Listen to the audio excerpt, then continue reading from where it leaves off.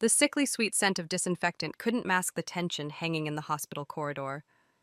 I lingered outside room 342, my hand frozen on the medication cart, as my husband's voice drifted through the partially open door. Everything's arranged. She won't suspect a thing until it's too late. My name is Eliana, and after 19 years of marriage, I'd never heard that tone in Ronald's voice before. Calculated, cold, almost predatory. The transfer should be complete by Friday, he continued. Once the paperwork's filed, she'll have no legal recourse. Trust me, I've covered every angle. The cart's wheels squeaked as I shifted my weight.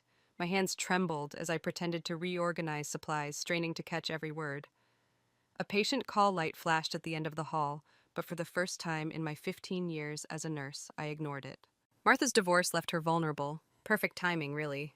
And Marie, well, teenagers are easy to manipulate when they're angry at their parents. My sister and my daughter. The two people I'd been desperately trying to protect since Martha's marriage imploded 6 months ago. The medication vials clinked as my fingers tightened around the cart handle. Mother's already on board. She doesn't know the details, but she'll back my play. She always does.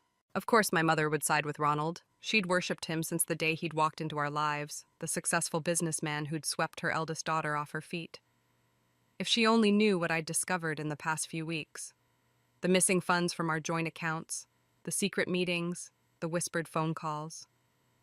Austin's keeping Marie distracted. Smart kid, knows exactly what to say to keep her mind off what's happening at home, worth every penny I'm paying him. My daughter's tutor, the charming young man I'd trusted to help with her college preparations.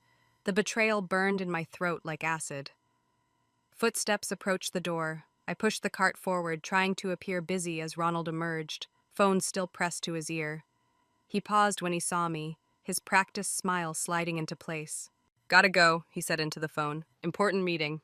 He ended the call, tucking the phone into his suit pocket. Sweetheart, what are you doing on this floor? I thought you worked in pediatrics. Covering a shift for Marvin, I said, forcing myself to meet his eyes. His mother's in hospice? Always the helpful one. He kissed my cheek, his cologne overwhelming. Don't work too late. Marie's making dinner tonight. I watched him stride away, his expensive shoes clicking against the linoleum. My daughter cooking dinner? Marie hadn't set foot in our kitchen since she'd started spending time with Austin 3 months ago. The call light was still blinking. I pushed the cart toward it, my mind racing. Whatever Ronald was planning, he'd wrapped our entire family into his scheme. My sister, my daughter, my mother. Even Marie's tutor was involved. In the supply closet, I pulled out my phone with shaking hands and called the one person I could still trust. Marvin, I need your help.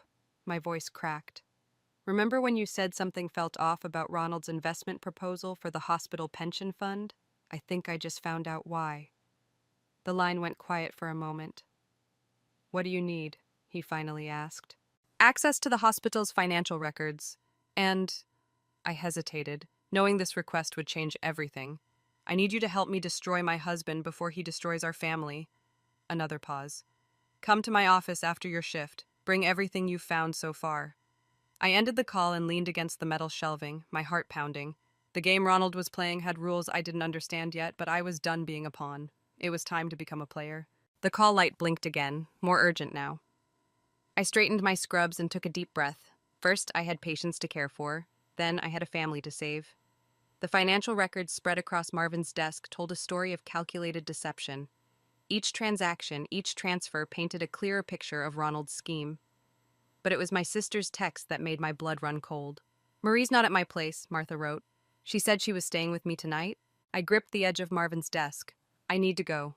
Wait. Marvin's hand hovered over a document. Look at these timestamps. The transfers to Austin's account started 3 months ago, right when Marie's grades began slipping. The pieces clicked together with nauseating clarity. That's when I hired him as her tutor. $2,000, weekly payments. Marvin tapped the screen. That's not tutoring money. My phone buzzed again. Martha. Found her. She's at that new cafe on 5th with Austin. Keep watching them, I texted back. I'm on my way. The cafe was packed with evening customers when I arrived. Through the window, I spotted my sister hunched in a corner booth, pretending to read a magazine.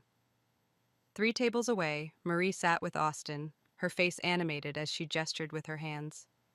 The same way I used to at her age, when everything felt possible and adults were just obstacles to be overcome. She's been here an hour, Martha whispered as I slid into her booth.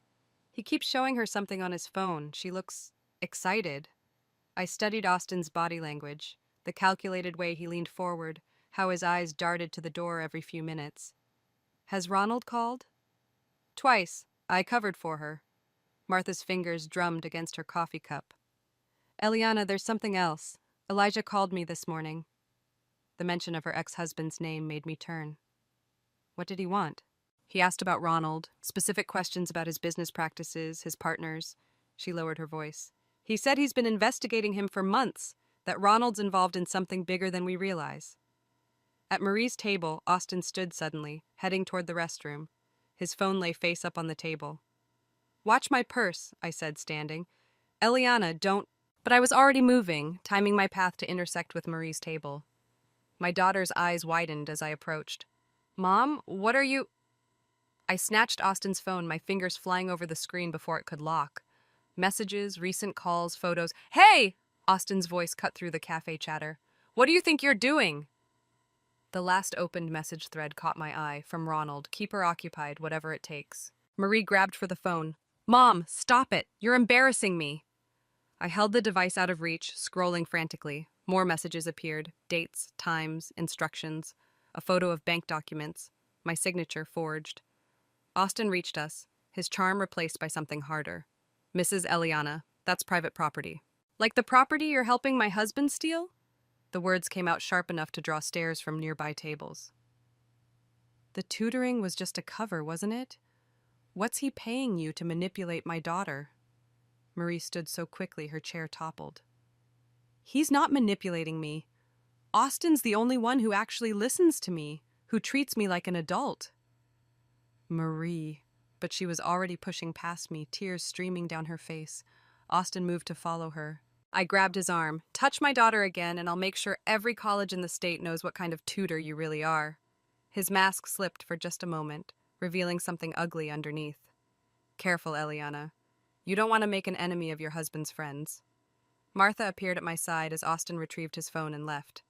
Marie took off toward the bus stop. Want me to follow her? I shook my head, watching my daughter's retreating figure through the window. She'll go home. She has to keep up appearances for Ronald. What are you going to do? The cafe's overhead lights flickered, casting strange shadows across the empty table where my daughter had sat, plotting with my enemies. I'm going to talk to Elijah. If he's been investigating Ronald, he must have found something we can use. Be careful, Martha warned. Elijah's not exactly stable since the divorce. Neither am I. I gathered my purse, my mind already racing ahead to the next move in this dangerous game. Not anymore. The hospital's administrative files filled Marvin's computer screen, each document more damning than the last. My hands trembled as I read the numbers. Pension funds diverted, investment accounts drained, employee savings vanished into shell companies. Ronald's been systematically stealing from the hospital for years, Marvin said, his voice tight. But here's where it gets worse. He pulled up another document. Your signature's on half these authorizations. That's impossible. I know you didn't, but someone did. He pointed to a date. This one was signed while you were in surgery with that trauma case last month, remember? The 6-hour procedure? The room seemed to tilt sideways. He's setting me up to take the fall. There's more, Marvin hesitated. The board's launching an investigation. Your name's already been flagged. A knock at the office door made us both jump. The handle turned before we could respond, and my mother's caregiver stepped in. Jason? I straightened. What are you doing here? Your mother sent me. His usually calm face was etched with concern. She needs you at the house, now. I can't just... Ronald's there, he cut in, with Marie. The drive to my mother's house was a blur. Jason's car weaved through traffic as he spoke in low tones. They arrived an hour ago. Ronald was agitated, started talking about moving assets, protecting the family. Your mother seemed confused, but she kept agreeing with everything he said. And Marie? Silent, wouldn't look at anyone. He gripped the steering wheel tighter. There's something else. A man showed up just before I left, said his name was Elijah. Martha's ex-husband. My chest tightened. What did he want? Don't know. Your mother wouldn't let him in, but he said he'd wait. The scene at the house was worse than I'd imagined. Elijah stood in the driveway, arguing with my mother. Ronald's voice boomed from inside. Marie sat on the front steps, her face buried in her phone. You have no right to be here, my mother shouted at Elijah. Haven't you caused enough damage? Show her the papers, Elijah called when he saw me. Show her what her precious son-in-law's been doing with her foundation's money. Ronald appeared in the doorway. Eliana, don't listen to him. He's trying to destroy our family. Like you destroyed mine? Elijah advanced. Tell them how you really made your fortune. Tell them about the families you bankrupted. Mom? Marie's voice cracked. What's happening? I moved toward my daughter, but Ronald got there first. Go inside, sweetheart. This doesn't concern you. Everything concerns her, I said, including what you're paying Austin to do. The color drained from Ronald's face. Behind him, my mother gasped. You're all being manipulated, Ronald recovered quickly. Elijah's bitter about his divorce. He's turning you against me. The offshore accounts, Elijah interrupted. The forged documents, the missing pension funds. Should I keep going? Marie stood suddenly. Austin said you were helping him start a business. That's what the money was for. Marie, Ronald reached for her. Don't touch her. The words came out like ice. Don't you dare touch our daughter. Silence fell. Even the birds seemed to stop singing. Show them, Elijah pressed. Show them what I found. I pulled out my phone, opened the files Marvin had sent. Mother, look at these. Really look. But my mother backed away. I don't want to see anything he's given you. Ronald's protected this family. He's been stealing from you for years, Jason spoke up. Everyone turned. He stepped forward, pulled an envelope from his jacket. I've been watching, documenting everything. The late-night calls, the mysterious visitors, the papers he makes you sign without reading. Ronald's mask cracked. For just a moment, I saw the truth. The desperation, the fury, the fear. Marie, I said softly, check your phone. The last message from Austin. She did. Her face crumpled as she read. I trusted you, she whispered to Ronald. Then she ran inside. This isn't over, Ronald snarled, but his eyes darted between faces, calculating odds, measuring loyalty. No, I agreed. It's just beginning. The front door slammed as Elijah stepped closer, a predatory gleam in his eyes. Should I tell them about Singapore, or shall you? Ronald's face went ash gray. Whatever Singapore meant, it was the key to everything. And suddenly I knew, this wasn't just about money anymore. This was about survival. The Singapore files lay scattered across Elijah's kitchen table like pieces of a shattered mirror, each fragment reflecting a different angle of Ronald's deception. 3 companies dissolved overnight, Elijah said, tapping a document. 48 employees left without severance. 1 man lost everything, his house, his savings. 2 weeks later, he drove his car off a bridge. My throat tightened. And Ronald? Walked away with millions, the same pattern he's using now with the hospital pension fund. He slid another paper forward. But here's what makes it personal. Martha's trust fund was part of that deal. The kitchen clock ticked loudly in the silence. Outside, rain peppered the windows, distorting the streetlights. Why are you showing me this? I asked. Because Ronald's about to do it again, but this time... Elijah's phone buzzed. He checked it, his expression darkening. Your mother's called an emergency family meeting, tonight. My own phone lit up with the message. Dinner at 7, attendance mandatory, my mother's way of maintaining the illusion of control. She's choosing sides, I said. She already has. Elijah gathered the papers. Ronald's convinced her to transfer her estate into a new trust, one he controls. The doorbell rang, making us both jump.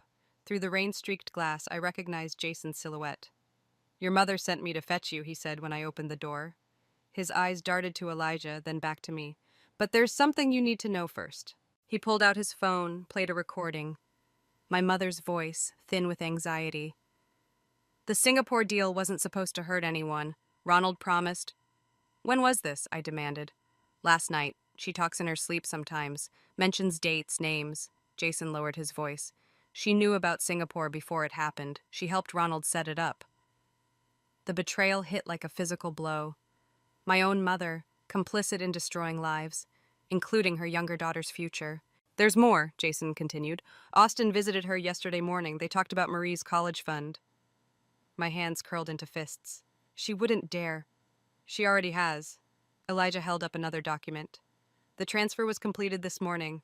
Ronald now controls every penny of Marie's education money. The pieces clicked together with terrible clarity. The tutoring, the late-night meetings, Austin's manipulation. It was all about isolating Marie, ensuring she'd side with Ronald when everything fell apart. My phone buzzed again. Martha. Marie's missing. Austin's not answering his phone. The world tilted sideways. I steadied myself against the doorframe. I know where they'll be, Elijah said, grabbing his keys. The same place Ronald took his victims in Singapore. Somewhere public, somewhere they can't make a scene while he explains how this is all for their own good. The drive to the art museum was tense with unspoken fears. We found them in the East Wing, Ronald, my mother, Austin, and Marie. My daughter's face was streaked with tears as Ronald gestured at something on his tablet. "Just sign here, sweetheart," he was saying. "It's the only way to protect your future. The only thing she needs protection from is you." My voice carried across the empty gallery. Ronald's mask slipped for just a moment, revealing raw fury before smoothing into concern. "Eliana, you're not thinking clearly. Tell her, Gabrielle. Tell her how we're trying to help." My mother stepped forward, her designer handbag clutched like a shield. "Sometimes love means making difficult choices." "Like Singapore?" The words hit their mark. My mother stumbled back. "Jason recorded everything, Mother, every guilty whisper, every confession." Marie looked between us, confusion turning to understanding. "What's Singapore?" "Ask your grandmother," Elijah said quietly. "Ask her about the man who died because of their difficult choices." Austin moved toward Marie, but I was faster. "Touch her, and every recording, every document goes public. Your promising future ends right here." "Marie," Ronald tried one last time. "You know I only want what's best." "What you want," I cut in, "is control. But it's over. The hospital board knows everything. The police will too once they see what Elijah found." The tablet slipped from Ronald's hands, clattering on the marble floor. In the shattered screen, I caught my reflection and saw something I hadn't noticed before. I was smiling. The dining room in my mother's house felt like a stage set for a Greek tragedy. Crystal glasses caught the chandelier light, throwing prismatic shadows across faces that had become unrecognizable to me. Ronald sat at the head of the table, my mother to his right, both wearing expressions of practiced concern. "You're being unreasonable," my mother said, cutting her meat with precise movements. "Ronald has always protected this family." Marie pushed her food around her plate. The bruise on her wrist, from when she'd fallen earlier that afternoon, was darkening to purple. An accident that happened moments after she'd tried to tell me something about Austin. "Protection shouldn't leave bruises," I said. Ronald's fork clinked against his plate. "That was unfortunate, but if she hadn't been running—" "From what?" Martha interrupted. "What exactly was my niece running from?" The air crackled with tension. Jason moved silently around the table, refilling water glasses, his presence a reminder of everything he'd overheard.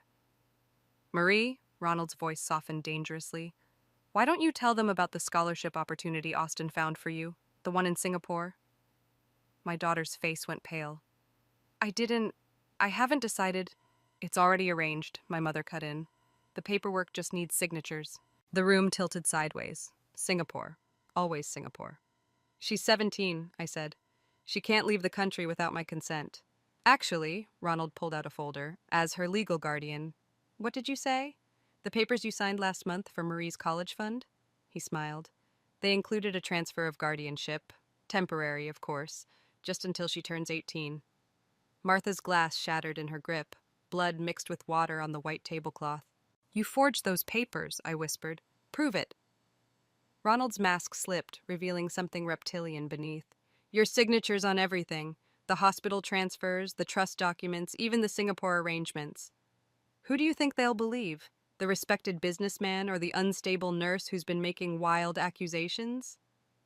"Tell them," Marie suddenly burst out, "tell them what Austin really—" The crash came from behind me.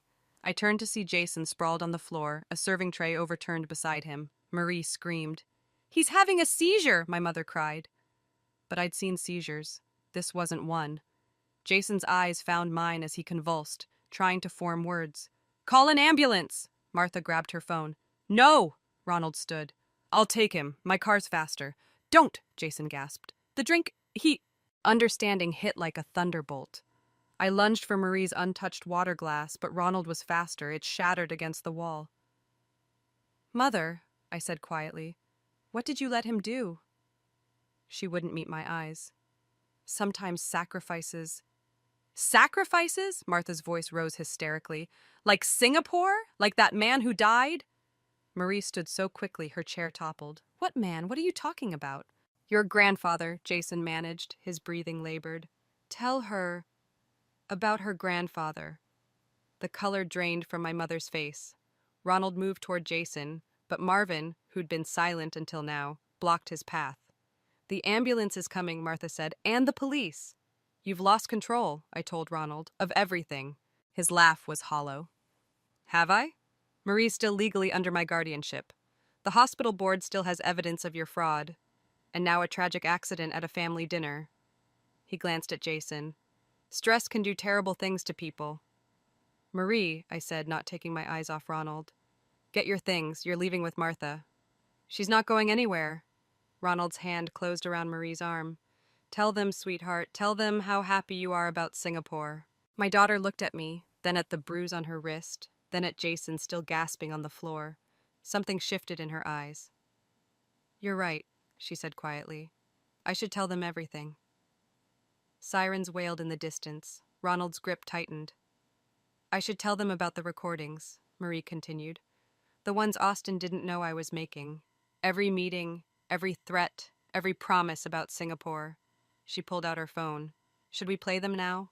The look on Ronald's face made me realize he wasn't the only one who could orchestrate a staged catastrophe. The hospital's fluorescent lights cast harsh shadows as I watched Jason fight for his life through the ICU window. The doctors had confirmed what I already knew: targeted poisoning, carefully dosed to look like natural causes. "He's stabilized," Marvin said, joining me, "but the police want to know why you delayed calling the ambulance." My hands curled into fists. "They think I was involved? Ronald's been talking to them, suggesting things." He hesitated. "The board suspended you pending investigation." A nurse I'd worked with for 10 years walked past, averting her eyes.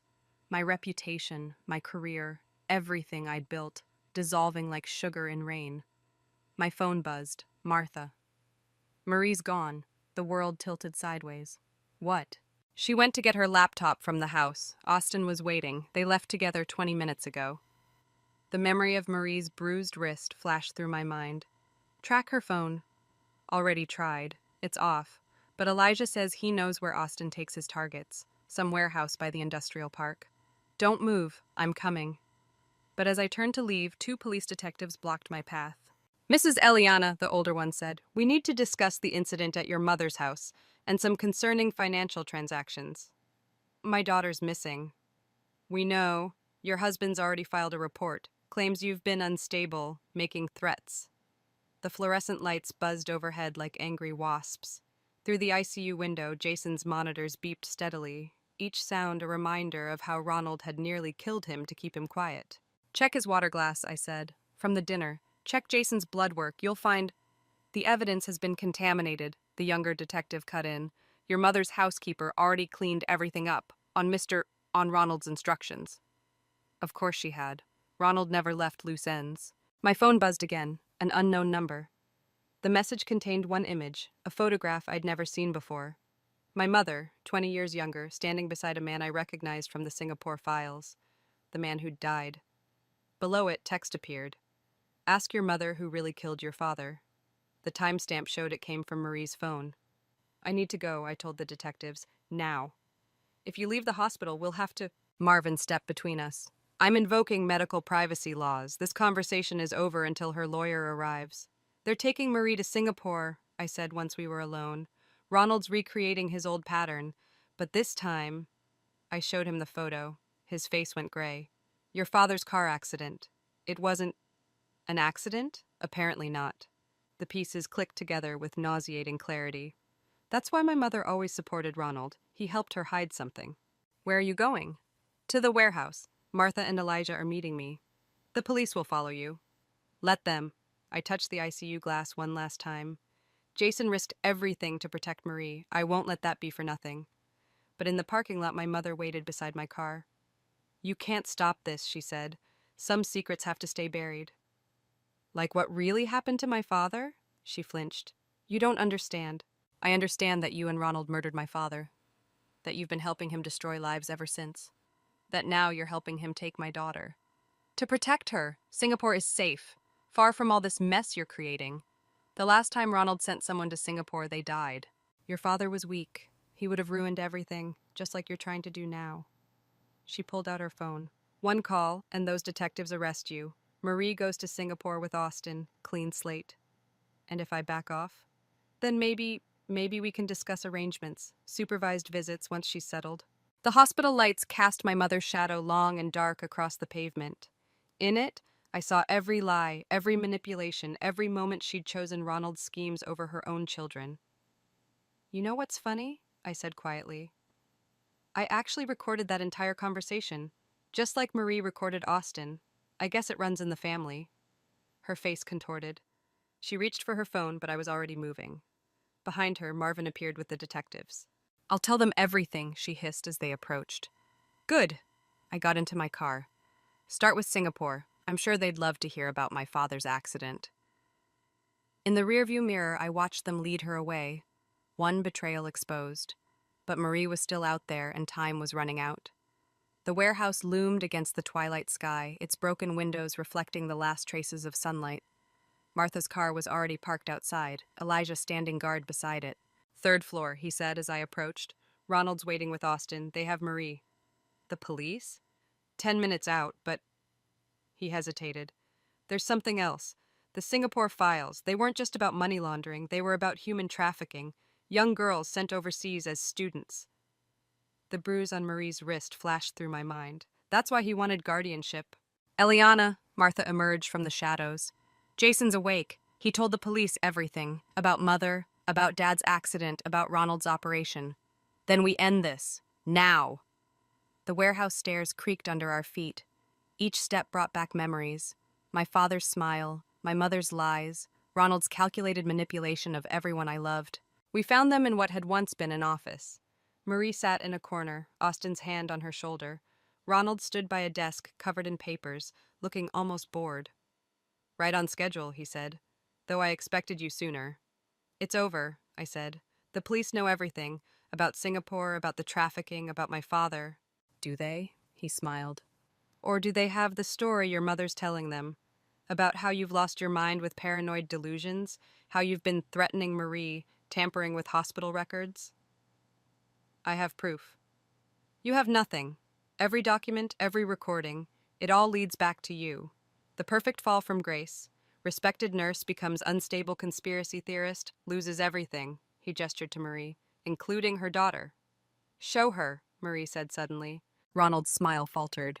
What? Show her what you made me record, my daughter's voice trembled. The confession you forced me to make. Austin's grip tightened on her shoulder. Marie. Or I could show them this instead. She pulled out her phone. Every meeting, every threat, every detail about Singapore, about what really happened to my grandfather. The temperature in the room seemed to drop. Ronald's mask cracked, revealing something feral beneath. You ungrateful little... He lunged for the phone. Several things happened at once. Austin pulled Marie back. Martha screamed. Elijah moved to intercept Ronald. And I saw the glint of metal in Ronald's hand. The gunshot echoed off concrete walls. Elijah stumbled, clutching his side. Martha ran to him as Ronald turned the gun toward Marie. The phone, he said. Now. It's already uploaded, Marie said. Everything, to every news outlet in the city, to the police, to the hospital board. You're lying. Check your phone, I said quietly. The notifications should be starting right about now. His free hand fumbled for his pocket. As his attention wavered, Austin made his move, but not the one I expected. He shoved Marie toward Ronald. We had a deal, Austin said. I deliver her to Singapore, I get my cut. You pathetic. Marie twisted away from both men. I recorded you too, every promise, every plan. Did you really think I was that naive? Sirens wailed in the distance. Ronald's composure shattered completely. You're just like your father, he snarled at me. He couldn't understand either. The bigger picture, the necessity of sacrifice. The only sacrifice, I said, was letting you into our lives. He raised the gun again, but this time Marie was ready. She threw her phone at his face as Martha tackled him from behind. The gun skittered across the floor. Austin bolted for the door, but Elijah, despite his wound, caught him with a well-placed punch. Singapore, Ronald spat as I picked up his gun. You have no idea what you've lost. The connections, the power. The only power you had, I said, was what we gave you. And now? I nodded toward the window where red and blue lights painted the warehouse walls. Now you have nothing. As the police burst in, I watched my husband's empire crumble. But it was Marie's hand slipping into mine that told me we'd truly won. Mom? She whispered. I'm sorry I didn't tell you sooner. About the recordings. You did exactly what you needed to do. I squeezed her hand. You survived, just like I taught you. Through the broken windows, dawn began to break, the first light of a world without Ronald's shadows. The visiting room at the detention center smelled of industrial cleaner and stale coffee. Austin sat across from me, his charm replaced by something harder, more desperate. I want a deal, he said. You had your chance for deals. I placed a folder on the table. But there's something you still haven't explained, the other girls. His eyes darted to the guard by the door. I don't know what. Oh. Singapore wasn't just about Marie. Ronald's operation went back years. How many others did you help him target? Help him? Austin's laugh was brittle. You still don't get it, do you? This was my operation. Ronald was just the money man, the respectable face. I found the girls, I groomed them, He stopped, realizing too late what he'd admitted. Behind the two-way mirror, I knew the detectives were recording everything. Marie was different, he continued quickly. I actually cared. Save it for your trial, I stood. The Singapore authorities are particularly interested in your testimony. Outside, Marie waited with Martha. My daughter's face had regained its color, though the bruise on her wrist had faded to a yellowish reminder. Did he confess? She asked. To everything, including the other victims. I touched her shoulder. You saved them, you know. Your recordings, your courage, you brought down their entire network. But not without help, she glanced at Martha. Aunt Martha taught me how to hide the recordings, and Elijah is recovering well, Martha finished. The doctors say he can leave the hospital next week. We drove to the courthouse where my mother's hearing was scheduled. Jason sat on the steps, looking frail but determined. They're ready for us, he said. Inside, my mother wouldn't meet my eyes as she pleaded guilty to conspiracy charges. The judge's words washed over me. Sentences, restitution, closure. But it was my mother's final statement that cut deepest. I thought I was protecting them, she said. Like I protected myself when their father threatened to expose my affairs. Ronald promised to make it look like an accident. Marie squeezed my hand as the bailiff led my mother away. At home, our new home, bought with the recovered funds from Ronald's accounts, I found Marie in her father's old study. She held a photograph I hadn't seen in years. My father teaching me to ride a bike, his smile bright and real. Do you hate her? Marie asked. Grandmother? No. I sat beside her. Hate takes too much energy, and we need that energy for rebuilding. The police found 3 more girls, she said quietly. In Singapore. They're coming home. Because of you. Because we fought back. All of us. She traced my father's face in the photo. Do you think he'd be proud? Of us exposing a trafficking ring? Of you being brave enough to gather evidence? Of our family choosing truth over comfortable lies? I smiled. Yes, but he'd be prouder of what we do next. Which is? Live, help others.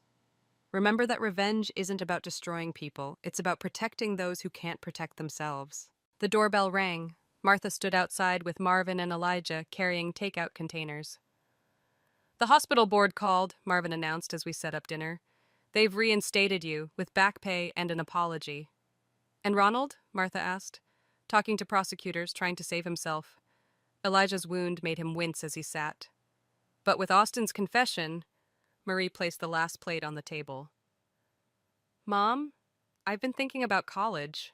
Singapore's definitely off the list, I said. Actually, she straightened, I want to study criminal justice, help other families fight back. The evening light filtered through our new windows, casting warm shadows across faces that had weathered betrayal and emerged stronger. Not unscathed, but unbroken. First rule of fighting back, I said, raising my glass. Never do it alone. To family, Martha offered. To truth, Elijah added. To justice, Marie said firmly. To all of it, I finished, and to whatever comes next. Outside, the sun set on the remnants of Ronald's empire, but inside, surrounded by the people who'd fought beside me, I finally understood. Sometimes the best revenge isn't about getting even, it's about getting free. The letter arrived on a Tuesday, landing like a grenade in my perfectly ordered life. I almost missed it, buried between bills and junk mail, but my grandmother's lawyer's firm name caught my eye. My hands trembled as I tore open the envelope, standing in my kitchen where I'd shared countless cups of tea with Gran before she passed. My name is Laurel, and until that moment, I thought I'd process my grandmother's death as well as any doctor could. Being an oncologist, I'm familiar with loss. But nothing prepared me for what that letter contained. Dear Dr. Whitaker, it began formally. In accordance with your grandmother's final wishes, we are to deliver the enclosed key and instructions to you exactly 6 months after her passing. A small brass key fell into my palm as I unfolded the letter. My throat tightened. I recognized it immediately. It belonged to Gran's antique writing desk, the one piece of furniture she never let anyone touch. The contents of the locked drawer, the letter continued, include your grandmother's personal diary and several documents she believed you should see. She was explicit that these materials be reviewed by you alone. My phone buzzed. Mother's name flashed across the screen. Marjorie Whitaker.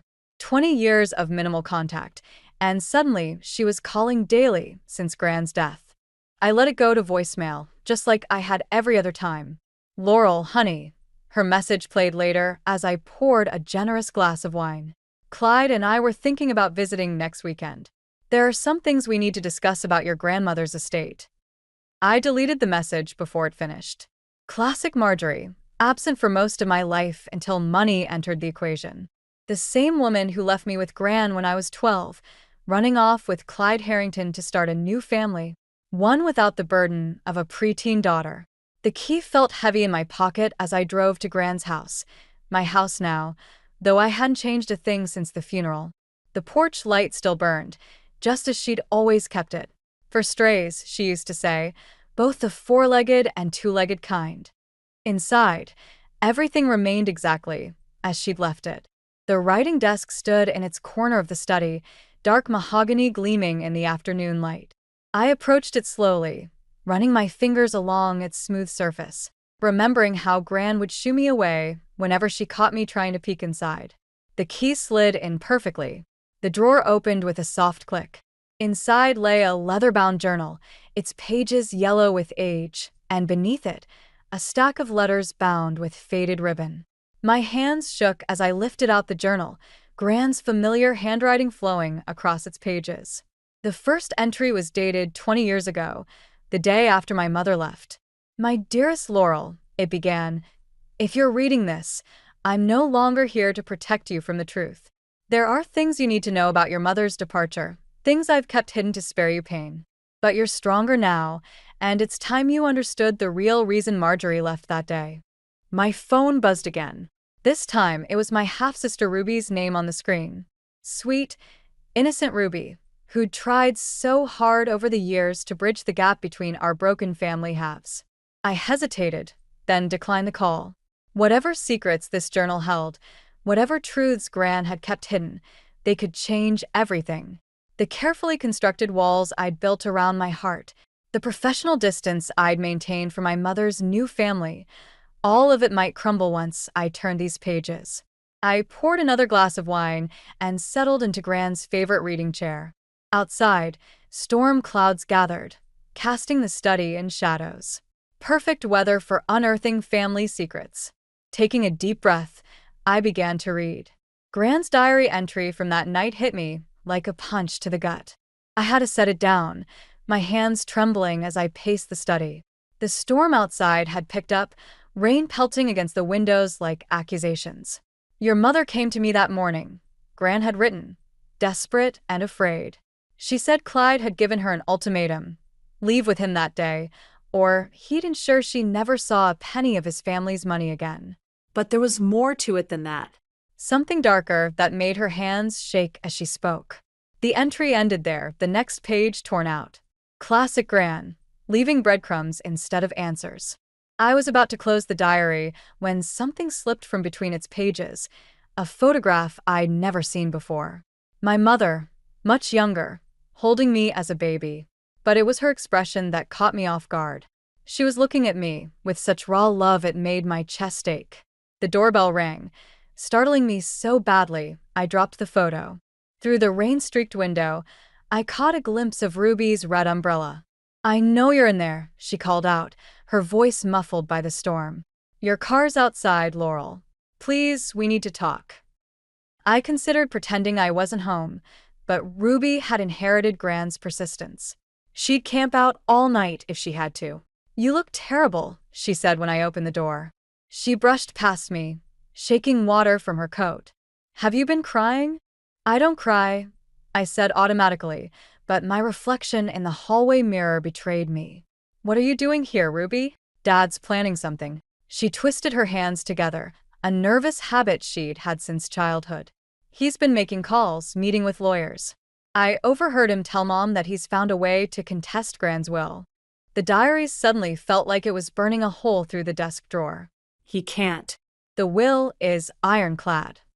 There's something else." Ruby lowered her voice, glancing around as if Clyde might materialize from the shadows. "He's got papers, old ones, from before Mom married him." I couldn't see what they were, but a crash from upstairs cut her off. We both froze, staring at the ceiling. "I thought you said you were here alone," Ruby whispered. I was already moving toward the stairs, grabbing Gran's old tennis racket from the umbrella stand, the closest thing to a weapon within reach. Ruby followed close behind, her phone's flashlight beam bouncing off the walls. The noise had come from Gran's bedroom. The door stood slightly ajar, though I distinctly remembered closing it earlier. Inside, the window was open, curtains billowing in the wind, rain soaking into the carpet. And there, silhouetted against the lightning, was a figure hunched over Gran's dresser, rifling through the drawers. "Stop right there," I commanded, wielding the tennis racket like a sword. The figure straightened slowly, turning to face us. In the next flash of lightning, I recognized the sharp features and perfectly styled hair, even after all these years. "Hello, Laurel," said Aunt Opal, clutching a stack of papers to her chest. "I was hoping to avoid this particular family reunion. What are you doing here?" My voice shook with anger. "How did you get in?" "Your grandmother gave me a key years ago." Opal's smile was razor-thin. "She knew someone would need to clean up after she was gone. Some things are better left buried, dear. For everyone's sake." "Behind me," Ruby gasped. "Those are the same kind of papers Dad has." Opal's expression flickered. "So Clyde found his copy. I should have known he wouldn't let this go."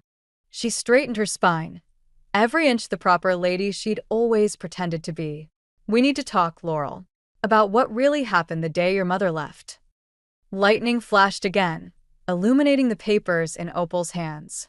In that brief moment, I caught a glimpse of what looked like a contract, my mother's signature bold at the bottom. The truth, it seemed, was about to get a lot more complicated. The contract in Aunt Opal's hands was dated exactly 1 week before my mother left. I stared at it through burning eyes as we sat in Gran's kitchen, the storm still raging outside. Ruby had made coffee none of us were drinking. "It's a custody agreement," Opal said, sliding the papers across the table. "Your mother signed away her parental rights. Not because of Clyde's ultimatum, but because of something else entirely." My hands wouldn't stop shaking as I read. Legal jargon filled the pages, but one paragraph stood out. "In exchange for maintaining silence regarding the events of March 15, 1999, Marjorie Whittaker agrees to." "What happened on March 15th? I demanded. Opal's face tightened. "That's not my story to tell." "But your mother didn't abandon you for money, Laurel. She left to protect you." Ruby leaned forward, her coffee forgotten. "Protect her from what?" Before Opal could answer, my phone buzzed. Marjorie's name flashed on the screen again, but this time, there was a text. "Clyde knows about the contract.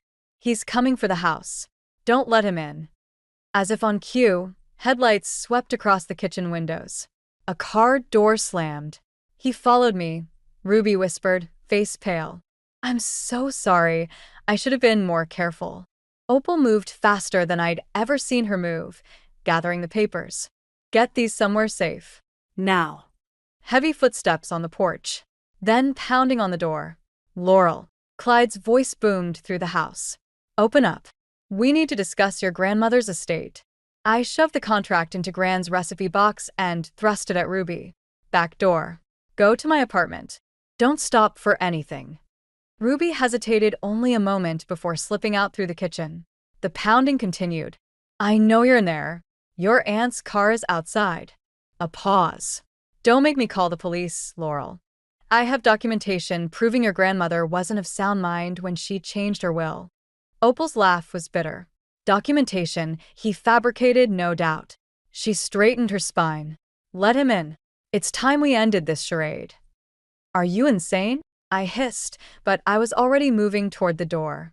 20 years of questions were about to be answered, one way or another. Clyde burst in the moment I turned the lock, rain dripping from his expensive coat. He'd aged since I'd last seen him, but his eyes were still cold and calculating. Where is it? He demanded, scanning the room. Hello to you too, stepfather, I said, ice in my voice. Please come in. Make yourself at home. Don't play games with me, girl. That contract could ruin everything I've built. The contract you used to blackmail my mother? The words felt like poison in my mouth. Or is there another one I should know about? Clyde's face darkened. Your mother made her choice. She knew what would happen if she ever told you the truth about that night. What truth? My voice cracked. What was so terrible that she had to leave her own daughter? The truth, a new voice said from the doorway, about what your father really did to me. We all turned. There stood my mother, soaked from the rain, looking smaller than I remembered. But her eyes were steel as she faced Clyde. You promised, he growled. You signed. I promised to stay quiet to protect my daughter, Marjorie said. But she's not a child anymore. And I'm done letting you use my past against me. She turned to me, tears mixing with raindrops on her face. Your father didn't die in an accident, Laurel. He was murdered. And Clyde. She took a shuddering breath. Clyde helped cover it up. The kitchen clock ticked loudly in the silence that followed. Outside, lightning flashed, illuminating all our faces in stark white. The guilty, the innocent, and those of us somewhere in between. I looked at my mother, really looked at her, and saw for the first time the weight she'd been carrying all these years. The choice she'd made wasn't about money at all. It had been about survival. Police lights flashed silently outside Gran's house as Detective Morris took our statements. It was nearly midnight, and the truth about my father's death hung in the air like smoke. Clyde had disappeared into the back of a patrol car an hour ago, leaving chaos in his wake. Let me get this straight, Morris said, reviewing his notes. Your father's car accident in '99 wasn't an accident at all? My mother sat across from me, hands wrapped around a cold cup of tea. She hadn't stopped shaking. Frank was going to expose Clyde's embezzlement scheme. The brake lines in his car weren't cut by accident. I stood up abruptly, needing to move. 20 years of believing my father had died because of black ice on a dark road, and now this. Why didn't you tell someone? Why didn't you go to the police back then? Because of these. Aunt Opal spread out more papers on the table, photographs this time. They showed my father's car, but there was something else. Something that made my stomach turn. Clyde made it look like your father had been drinking. He planted evidence. Made sure your mother knew that if she talked, everyone would believe Frank died driving drunk with his 12-year-old daughter in the car. The room spun slightly. I'd been in the car that night. I remembered Dad dropping me at a friend's house just hours before the crash. He threatened to destroy Frank's reputation, my mother whispered. To make you grow up believing your father was responsible for his own death. I couldn't let that happen. Detective Morris's pen scratched across his notepad. And MS. Whitaker, Evelyn, she knew about this. Gran knew everything, I said, the pieces finally clicking into place. That's why she left me the diary. She was making sure the truth would come out after she was gone. A soft knock at the door made us all jump. Ruby stood there, still clutching Gran's recipe box with the contract inside. Dad's lawyer is here, she said quietly. He's saying there's no proof.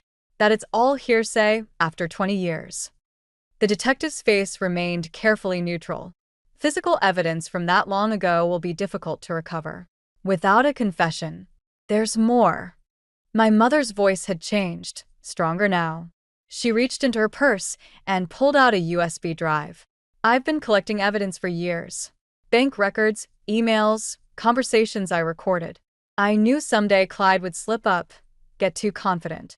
When he started pushing about Evelyn's estate, I knew it was time.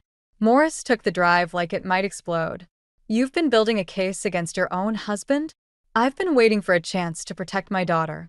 Both my daughters. She looked at Ruby, then at me. I should have done it sooner. I'm so sorry, Laurel. I thought I was protecting you, but I was just protecting myself from having to face what I'd done. Ruby moved to sit beside our mother, taking her hand. The gesture was so simple, so forgiving, it made my throat tight. There's something else you should see, Opal said, pulling one final envelope from her bag. Evelyn wrote this the day before she died. She made me promise to keep it until we had proof about Frank's death. The letter inside was in Gran's familiar handwriting, but shakier than I remembered. As I read, my hands began to tremble. My dearest Laurel, it began, by now you know the truth about your father. What you don't know is that he left something for you. Something Clyde has been searching for all these years. I looked up at my mother, whose eyes had gone wide with recognition. The evidence, she breathed, the original evidence of Clyde's embezzlement. Frank hid it somewhere in this house before he died. That's the real reason Clyde wanted the estate. He's still looking for it. Detective Morris was already reaching for his radio. We need to get a forensics team in here. Now. Outside, more police cars were arriving, but I barely noticed. I was already moving toward Gran's study, my mind racing. If Dad had hidden something in this house 20 years ago, there was only one place he would have put it. The same place I used to hide my own secrets as a child, behind the loose brick in the study fireplace. The loose brick slid out easily, as if it had been waiting all these years for my touch. Inside was a dusty manila envelope, sealed with my father's familiar scrawl across the front. For my Laurel, when the time is right. Did you find something? Detective Morris called from the doorway. Before I could answer, Ruby's scream pierced the air. He's out. Dad's out on bail. My mother appeared behind Morris, face ashen. That's impossible. The evidence. His family's lawyers moved fast, Morris said grimly. We need to get that envelope into evidence now. I clutched the package to my chest, my father's last message to me. I need 5 minutes with this first. Laurel. My mother stepped forward. We don't have time. 5 minutes, I repeated, my voice sharp enough to make her flinch. You've had 20 years to process this. I need 5 minutes. I locked myself in Gran's bathroom, hands shaking as I opened the envelope. Inside were bank statements, photographs, and a letter. But what caught my eye was a small key card with a bank logo and safety deposit box number. My phone buzzed. Unknown number. Hello, Laurel. Clyde's voice was eerily calm. I believe you have something that belongs to me. Nothing here belongs to you. No? Ask your mother about December 12th, 1998. Ask her what really happened to those missing funds before your father started investigating me. The bathroom door rattled. Laurel? It was Ruby. Dad's car just pulled up outside. I stared at the documents in my hands. December 12th, 1998. There it was, a transfer record with my mother's signature. She was in on it, I whispered. At the beginning. Smart girl, Clyde said. Your mother helped me set up those accounts. She only turned on me when your father found out. She's not the victim she pretends to be. The front door slammed downstairs. Heavy footsteps. I'm coming up, Clyde called out. Let's handle this like family. I cracked open the bathroom door. Ruby stood there, tears streaming down her face. Mom's gone. She just ran out the back door. Of course, she had. Running was what she did best. Get these to Morris. I shoved the envelope at Ruby. Go out the window, down the trellis like we used to. Don't stop for anything. What about you? I pulled Gran's diary from my pocket. I need answers first. Laurel? Clyde's voice was closer now. Let's talk about a deal. Ruby squeezed my hand before disappearing through the window. I walked out to face my stepfather, Gran's diary held tight against my chest. He stood at the top of the stairs, still in his expensive suit despite the late hour. Where are the documents? Gone. Like your leverage over my mother. His smile didn't reach his eyes. You really think she's worth protecting? After everything she's done? I'm not protecting her. The diary's spine crackled under my grip. I'm finishing what my father started. Your father was a fool who didn't understand business. My father, I said quietly, taught me where to hide things. Want to know what else he taught me? Clyde took a step forward. Don't play games. He taught me that the truth always comes out. December 12th, 1998. I know Mom helped you. But I also know from Gran's diary that she tried to stop you once she realized what you were really doing. That's why you needed her gone, why you threatened her with my father's reputation. His face darkened. You have no proof. I have Gran's diary. I have Ruby's testimony about your threats. And I have. I pulled out my phone, showing him the recording icon. Your confession from downstairs earlier. The police may have let you go, but they're going to love hearing this. Clyde lunged forward just as Detective Morris appeared behind him, gun drawn. That's enough, Morris said. Hands where I can see them. As they led Clyde away again, I saw my mother standing in the garden, watching through tears. She took a step toward the house, but I turned away. Some betrayals cut too deep for second chances. Or so I thought. 3 days after Clyde's arrest, I found myself sitting in the safety deposit box vault, staring at the contents of box 2317. My father's final evidence lay scattered before me. Photos, ledgers, and a videotape labeled insurance.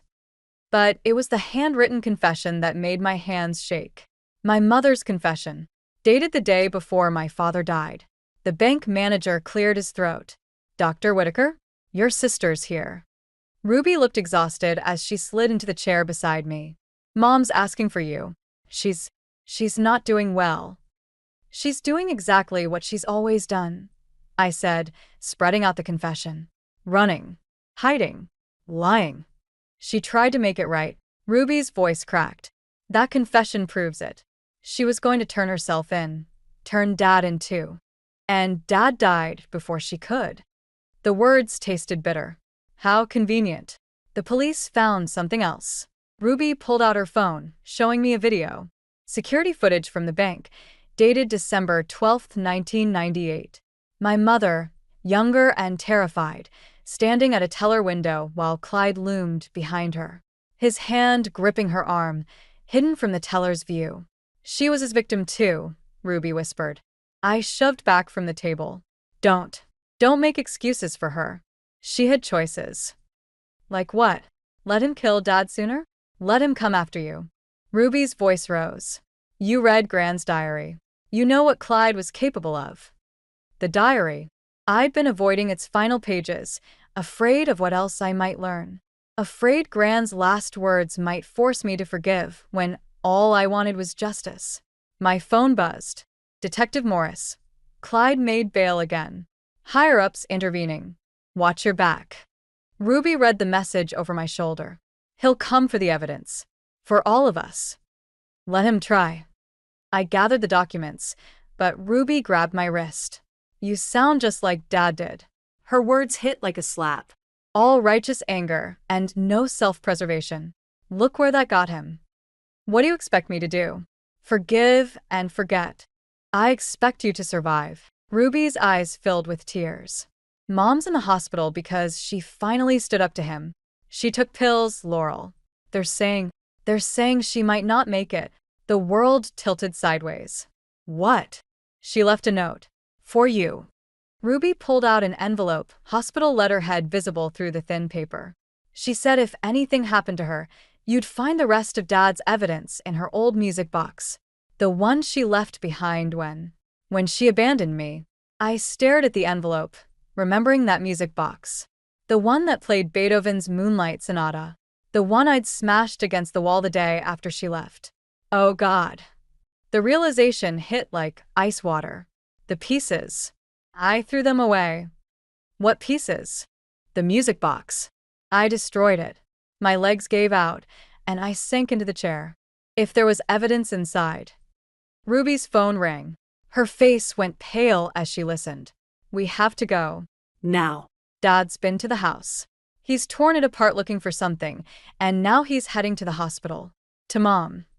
I looked down at the confession in my hands. 20 years of anger and betrayal warred with the image of my mother, young and frightened, Clyde's hand leaving bruises on her arm. If we lose her, Ruby's voice broke. If he gets to her before she wakes up, we'll never know the whole truth. The truth. I'd been so focused on exposing it, on finally understanding why my family had shattered, that I hadn't considered the cost. Now my mother was dying, Clyde was free, and the final pieces of evidence might be sitting in a landfill somewhere, destroyed by my own teenage rage. Sometimes revenge doesn't taste like justice at all. Sometimes it tastes like ashes and regret. Let's go, I said, pocketing the confession. It's time to end this. One way or another. The hospital corridor stretched before me like a gauntlet. Ruby had gone to get security, leaving me alone outside my mother's room. Through the window, I could see her still form, tubes and wires making her look smaller than I remembered. Movement at the end of the hall caught my eye. Clyde. I slipped into the room, quietly closing the door. My mother's heart monitor beeped steadily as I pulled Gran's diary from my bag, finally opening to those last pages I'd been avoiding. I knew you'd come. I spun around. My mother's eyes were open, clear despite the medication. Save your strength, I said, moving toward the call button. She caught my wrist. The music box. Did you find it? I destroyed it. 20 years ago. A faint smile touched her lips. No. You didn't. Her voice was barely a whisper. Your grandmother? She saved the pieces. Built a false bottom. In her jewelry box. The door opened. Clyde stood there, his expensive suit incongruous against the sterile hospital walls. Family reunion? His smile didn't reach his eyes. How touching. It's over, Clyde. I positioned myself between him and the bed. We have everything. The confession, the bank footage, Dad's evidence. You have pieces of a puzzle you don't understand. He closed the door behind him. Your father was going to destroy everything I'd built. Your mother helped me stop him. She was trying to protect me, I said, but doubt crept in. You threatened her. Did I? He pulled out his phone, showing me an old email. From my mother to him, dated the day before Dad died. Read it. My hands shook as I took the phone. Meet me at the usual place. Frank suspects nothing. Everything's arranged. No. My mother's voice was stronger now. Show her the rest. Clyde's face darkened. Marjorie? The rest of the email thread, she insisted. The part where you threatened to hurt Laurel if I didn't help you. The part where you admitted to tampering with Frank's car. A commotion erupted in the hallway. Ruby's voice raised an argument with hospital security. It doesn't matter now. Clyde moved closer to the bed. None of you will testify. Not if you want to keep your medical license, Laurel. Did you think I wouldn't find out about those prescriptions you wrote for your grandmother? The ones that helped ease her passing? My breath caught. Gran's last days. The pain medication. Leave her alone. My mother struggled to sit up. I've already sent copies of everything to the police. Everything, Clyde. Including what you did to your first wife. The monitor's beeping accelerated as Clyde reached for my mother. I moved without thinking, years of suppressed rage finally finding their target. The diary flew from my hands as I shoved him back, papers scattering across the floor. Among them, fluttering like leaves, were photographs. Not from the music box or Dad's evidence, but from Gran's diary. Photos of a young woman, bruised and frightened. Clyde's first wife. Gran knew, I whispered. She knew all along. She tried to warn Frank. My mother's voice cracked. That's why I had to choose. You or him. I chose you. Clyde lunged for the photos, but the door burst open. Ruby stood there with Detective Morris and 2 officers. Actually, Ruby said, holding up her phone, you chose all of us. She'd been recording everything. As they led Clyde away, I picked up Gran's diary. The final entry was short. Sometimes the greatest act of love is letting go of revenge. Forgiveness isn't weakness, my dear Laurel. It's the strength to build something new from the ashes of what was lost. My mother's hand found mine, warm despite everything. I never stopped loving you, she whispered, even when I had to let you hate me. Outside, the sun was rising, painting the hospital room in shades of gold and shadow. Sometimes the light shows us things we couldn't see in the dark, like the difference between justice and revenge, or the fine line between love and sacrifice. I squeezed my mother's hand, 20 years of anger finally giving way to something else, something that felt almost like hope. 6 months after Clyde's conviction, I stood in Grand's study, my study now, sorting through the last of her belongings. Ruby sat cross-legged on the floor, piecing together the restored music box while our mother watched from the doorway, still moving carefully after her hospital stay. Found it, Ruby announced, fitting the final piece into place. The false bottom slid open with a click, revealing not documents, but a single photograph. My father holding me as a baby, my mother beside him, all of us laughing at something just out of frame. I remember that day, my mother said softly. Frank had just told one of his terrible jokes. I traced the edge of the photo, wondering how different things might have been if we'd stayed frozen in that moment of joy. Why did Gran keep this hidden instead of the evidence? Because evidence proves guilt, Ruby said, wisdom beyond her years in her voice. But this proves there was something worth saving. The doorbell rang. Aunt Opal stood on the porch, clutching a familiar leather-bound book. Found this while packing up my place, she said, holding out another of Gran's diaries. It's from before, everything, when your parents first met. I took the diary but didn't open it. Some stories didn't need to be excavated. Some truths could rest in peace. I'm selling the house, I announced suddenly. 3 pairs of eyes turned to me in surprise. But it's your home, my mother protested. Everything you fought to protect was never about the house. I moved to the window, watching shadows stretch across Gran's garden. It was about understanding why. Why you left, why Dad died, why Gran kept so many secrets. But understanding doesn't mean we have to live in the shadow of those choices forever. Ruby stood, brushing dust from her jeans. Where will you go? There's a practice opening up near the coast. They need an oncologist. I turned back to my family, this patchwork of broken pieces we were slowly fitting back together. It's only an hour away. Close enough for Sunday dinners, far enough to start fresh. My mother's hands trembled as she picked up the music box. When she wound it, Moonlight Sonata filled the room, each note carrying echoes of the past.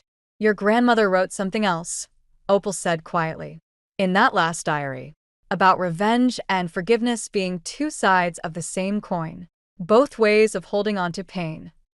And what's the alternative? I asked. Ruby answered, letting go. Later that night, after everyone had left, I sat in Gran's chair one last time. The study felt different now, lighter somehow. On my laptop, an email from Detective Morris waited. They'd found more of Clyde's victims, other families he'd tried to destroy. My testimony wouldn't be needed at the new trials. I closed the laptop without responding. Let someone else carry the torch of justice. My war was over. The music box sat on the desk, moonlight gleaming off its restored surface. Inside, beneath the false bottom, I'd placed a new photograph, one taken last week at Ruby's graduation. My mother and I flanking her, all of us smiling despite the years of pain between us. Or maybe because of them. Gran's final diary entry had been right. The strongest families aren't the ones that never break, but the ones that learn to rebuild from the pieces. I packed the music box carefully in my bag. Tomorrow, I'd start looking for coastal properties. Something with big windows and a garden, where shadows couldn't linger. Maybe with room for guests. As I locked up the house one last time, I thought I caught a whiff of Gran's perfume, heard the echo of her laugh. But when I turned, there was only moonlight and the soft whisper of leaves in the garden she'd loved so much. Some ghosts, I was learning, don't need to be exorcised. Some can stay, teaching us how to love better, forgive deeper, live fuller. And sometimes, the best revenge isn't revenge at all. It's building something beautiful from the ashes of what was lost. I drove away from my grandmother's house for the last time, the music box safe beside me, carrying its cargo of broken melodies and new beginnings.